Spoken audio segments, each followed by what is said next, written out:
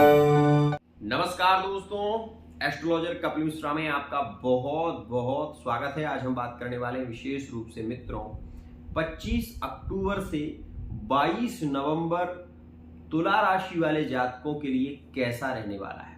मित्रों 2024 में आप इस स्थिति को जरूर नोटिस करें कि यदि आप मैरिड लाइफ में हैं तो मेरी इन बातों का विशेष ध्यान रखना।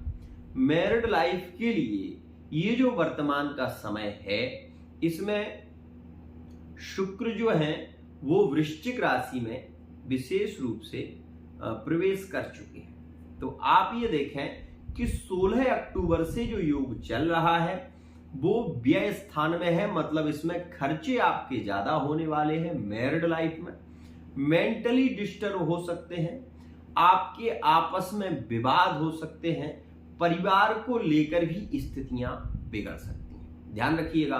तो तुला राशि वाले जातकों के लिए मैरिड लाइफ के लिए ये समय थोड़ा नेगेटिव चल रहा है।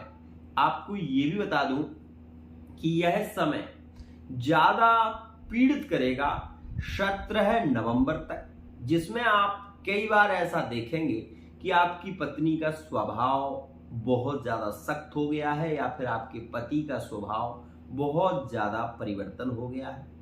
आप इस स्थिति को भली भांति नोटिस करें कि आप ये भी देखेंगे कि आपका पार्टनर आपको इग्नोर कर रहा है, आपकी फीलिंग को नहीं समझ रहा है, और ये मैरिड लाइफ में ज्यादा देखने को मिलेगा।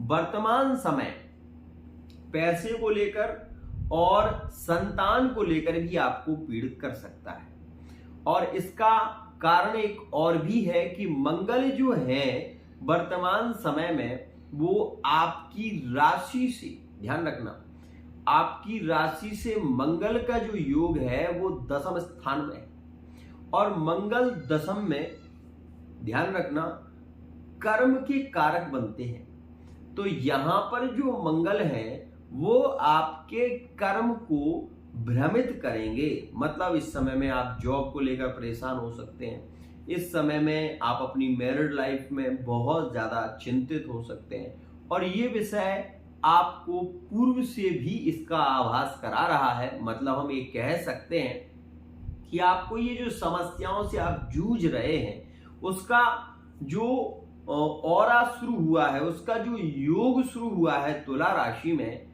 वो विशेष रूप से आपको पीड़ित कर रहा है, और ये 3 अक्टूबर से आपको इसका प्रभाव भी देखने को मिल रहा है। मैरिड लाइफ में आप इस स्थिति को कई बार पीड़ित होंगे और सोचेंगे कि अचानक इतनी समस्याएं, कर्जा भी लेना पड़ रहा है, परिवार को लेकर बहुत ज्यादा टेंशन भी होने लगी है। आपको कई बार इतना ज्यादा क्रोध आएगा कि आपको लगेगा कि अब यहां से मुझे जाना चाहिए, मुझे नहीं रहना चाहिए। और ऐसी स्थिति में आपकी पत्नी या आपके पति, आप ये देखेंगे किसी अन्य रिलेशन में यदि पूर्व से जुड़े हुए थे, आपको खबर भी थी, तो इस समय में वो आपको एकदम से छोड़ सकते हैं। मतलब अचानक से वो अलग जा सकते हैं और विवादित स्थिति बन सकती है, जो कि तुला राशि के लिए बहुत अच्छी नहीं है। एक और बात, मैरिड लाइफ में क्या इन समस्याओं का कोई निदान नहीं हो सकता? हो सकता है। तुला राशि से भाग्य स्थान में, भाग्य से कर्म स्थान में, कर्म से आय स्थान में केतु का योग चल रहा है। केतु आपके आयस के मालिक हैं, और धनेश का मालिक यहां पर विशेष रूप से धन भाव का जो योग प्रभावित हो रहा है वो मंगल से है, और मंगल आपके कर्म का कारक बना हुआ है, तो आपके कर्म को रोकेगा। नीच का मंगल है, कर्म को रोकेगा। आपको इस समय में बाधाओं का सामना करना पड़ेगा। पैसे को लेकर चिंता बढ़ सकती है और परिवार को लेकर भी चिंता बढ़ सकती है। स्वास्थ्य बिगड़ सकता है, ये भी ध्यान रखना। अब इन सब का निदान क्या है? इन सब का निदान क्या करें कि ग्रह गोचर की इन समस्याओं से हम जूझ पाए?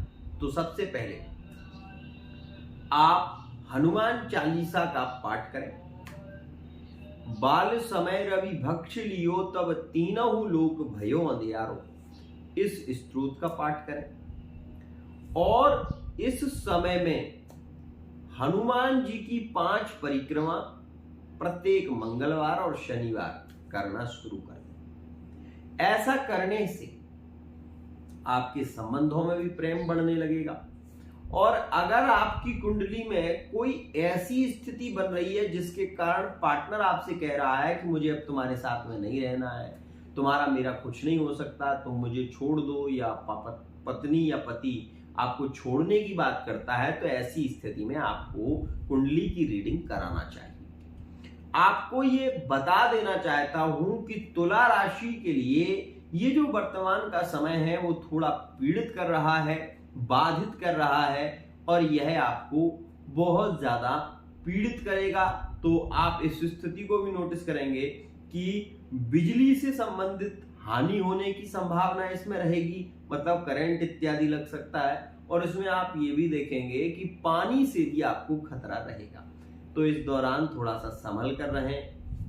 एक्सीडेंट इत्यादि के योग भी पीड़ित कर सकते हैं। तो मेरे कहने का मतलब केवल और केवल यह है कि अगर ये आपको बहुत पूर्व से देखने को मिल रहा है, काफी समय से आप पीड़ित चल रहे हैं, आप तुला राशि के हैं, आपकी मैरिड लाइफ में सुख है नहीं, तो आपको चाहिए कि आप अपनी पर्सनल रीडिंग कराएं। क्योंकि कुंडली में वो ग्रह कौन सा है जो आपको ज्यादा पीड़ित कर रहा है, जिसके कारण आपके संबंध टूट रहे हैं, बिखर रहे हैं, आपके माता पिता आपको नहीं समझते, आपका परिवार आपको नहीं समझ रहा है। तो ऐसी स्थिति में आपको पर्सनल रीडिंग लेनी चाहिए। फेस रीडिंग के माध्यम से, अंक ज्योतिष के माध्यम से और हस्तरेखा के माध्यम से आप अपने बारे में बहुत कुछ जान सकते हैं। आज के लिए इतना ही।